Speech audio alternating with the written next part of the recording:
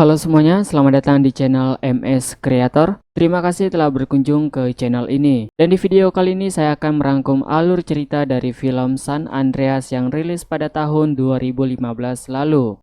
Oke, film ini menceritakan tentang gempa bumi yang terjadi di Amerika Serikat, di mana kekuatan gempa ini menjadi gempa terbesar dalam sejarah dunia. Penasaran gimana alur cerita filmnya? Yuk simak video ini sampai selesai. Oke, sebelumnya di sini saya ingin ingatkan kepada teman-teman semua, kalau kalian suka dengan video ini, jangan lupa berikan like dan support channel ini dengan cara subscribe. Oke, di awal film memperlihatkan seorang gadis cantik sedang mengendarai mobil dengan santai, dan tiba-tiba terjadi longsor dan menyebabkan gadis itu terjatuh ke jurang dengan mobilnya.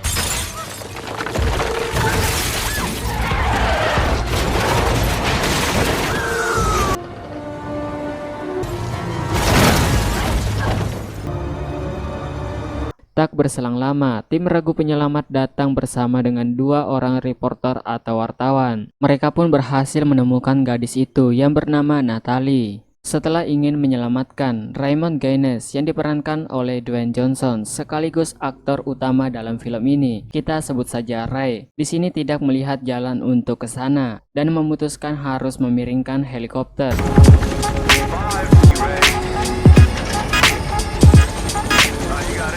Setelah berhasil turun ke bawah, Joby yang bertugas menyelamatkan Natalie pun turun. Dan dia terlebih dahulu mengamankan mobilnya supaya tidak terjatuh.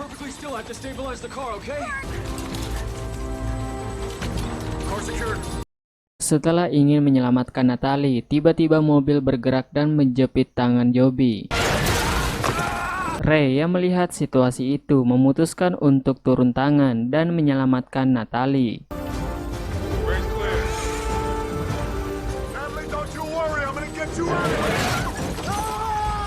Di sini juga terlihat mesin helikopter yang sedikit bermasalah. Akan tetapi tim regu penyelamat berhasil membawa Natalie kembali ke atas dan mereka semua pun selamat.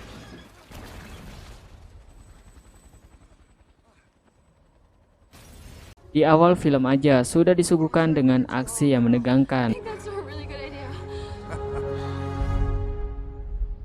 Oke, kita berpindah. Di mana di sini ilmuwan yang sedang menjelaskan sejarah gempa terbesar yang pernah terjadi di dunia di pesisir Valdivia di Chili Selatan. Gempa ini berkekuatan 9,5 skala Richter, di mana di saat itu terjadi tsunami setinggi 82 kaki dan getarannya dirasakan hingga 11 menit. Oke, singkat cerita, salah satu murid bertanya, apakah gempa itu bisa terjadi di sini? Profesor itu pun menjawab, bisa karena gempa itu terjadi setiap 150 tahun sekali dan mereka sudah terlambat 100 tahun. Dan gempa itu bisa saja terjadi, namun tidak tahu kapan waktunya. Maksud dari profesor di sini, gempa itu bisa saja terjadi dalam waktu dekat. Mengingat gempa itu belum lagi terjadi hingga 250 tahun terakhir. It's mass destruction like this that shows just how important the research that we're doing here. Scene berpindah, di mana sang profesor dengan anak muda, kita sebut saja namanya Kim, di mana mereka ingin meneliti sebuah gempa yang terjadi di Nevada. Di hari itu pun mereka berangkat menuju bendungan Hoover di Nevada. Singkat cerita, sesampainya di bendungan Hoover, tiba-tiba terjadi hal di luar dugaan. Alat pendeteksi gempa mendeteksi akan terjadi gempa yang besar. Dan tak lama kemudian terjadilah gempa dengan kekuatan 7,1 skala Richter dan menyebabkan bendungan itu retak. Orang-orang yang ada di sekitar bendungan berlarian keluar dari area sekitar bendungan.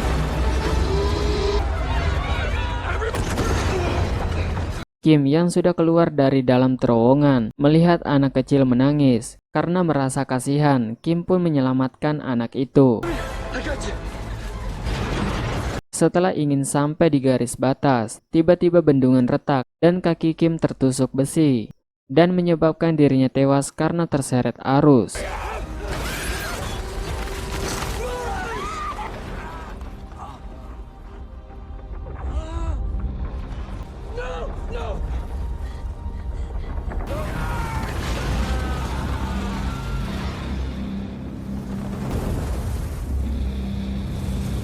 Berpindah ke lain sisi, di mana Ray yang baru saja pulang dari tugas. Ray mengajak anaknya yang bernama Black untuk pergi makan malam, tetapi anaknya sudah ada janji dengan calon ayah barunya bernama Daniel. Mendengar itu, Ray pun merasa kecewa.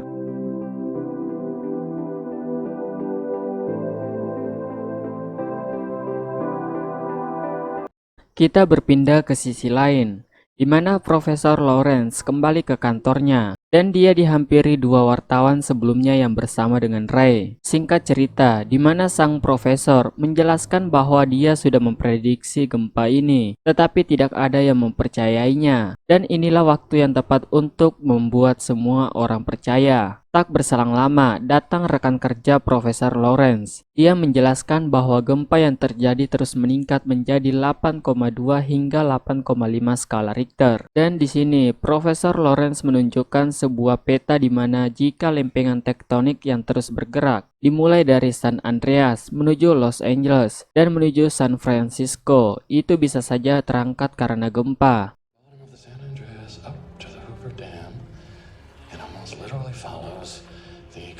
River of the plate boundary fault from Los Angeles all the way up to San Francisco. Are you saying you think the whole San Andreas fault might go off? Yes, that's exactly what I'm saying. Dan sang profesor pun berinisiatif untuk menghubungi semua orang untuk keluar dari zona itu.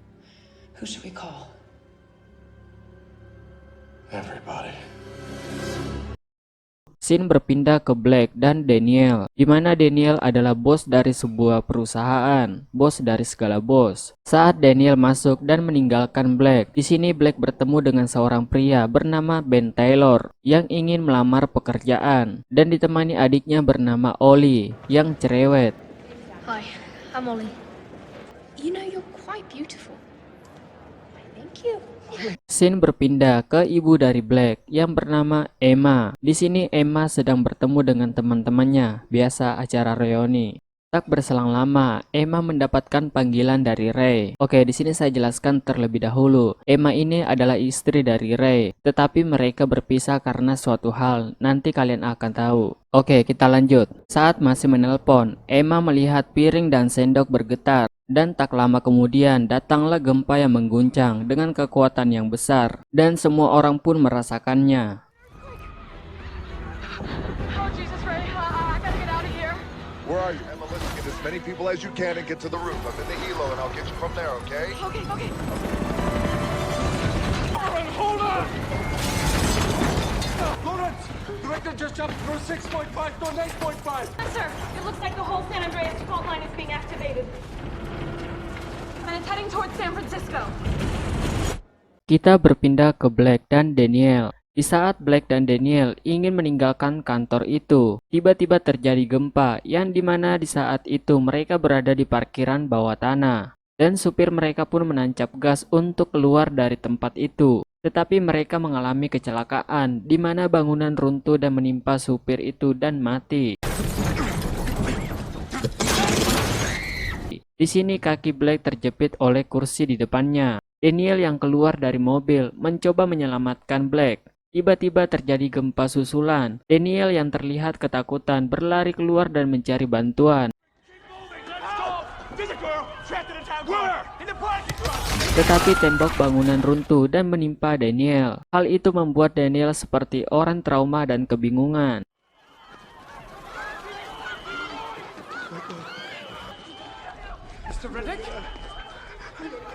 Untung saja di sana ada Ben Taylor. Ben sempat mendengar Daniel meminta tolong karena ada gadis di bawah terjebak. Ben yang mengetahui Daniel tadinya bersama Black langsung turun ke bawah bersama adiknya Ollie. Ben, are you okay? I can't get out. The roof's collapsed.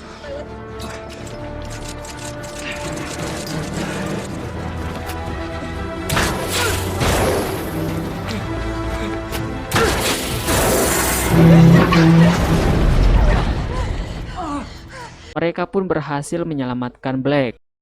Kita berpindah ke sisi lain, di mana Emma yang terjebak di restoran itu diperintahkan Ray untuk naik ke atap dan nantinya dijemput Ray menggunakan helikopter. Sesampainya di atas, Ray pun datang dan Ray pun berhasil menyelamatkan Emma.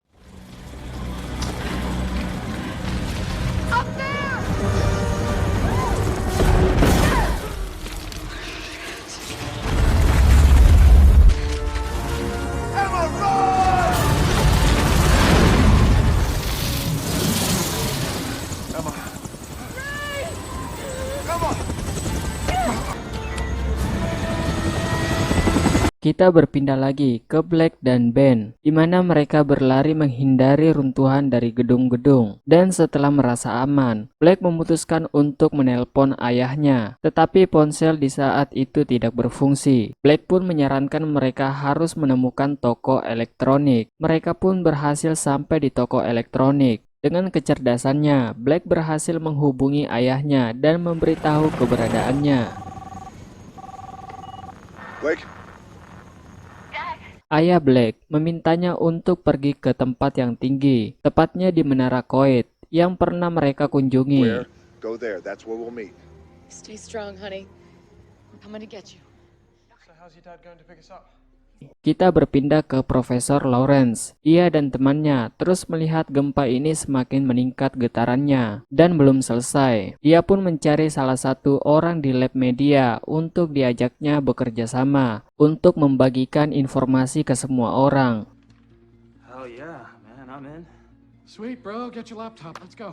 Scene kembali berpindah ke Daniel, di mana Daniel terlihat sangat kebingungan dan tiba-tiba terjadi lagi gempa susulan.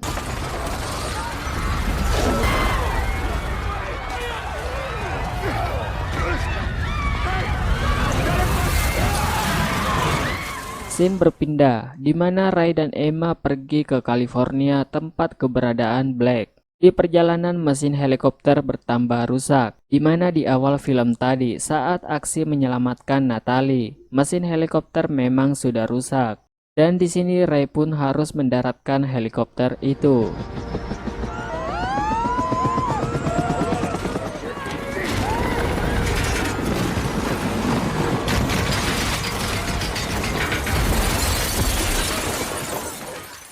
Oke teman-teman semua, karena durasi film ini sangat panjang dan saya ingin memberikan gambaran kepada kalian tentang ketegangan dari film ini, maka saya putuskan akan menjadikan dua part, di mana part selanjutnya akan menyajikan kejadian maupun aksi-aksi yang lebih menegangkan. Kalian tunggu saja, akan segera saya upload. Thanks for watching.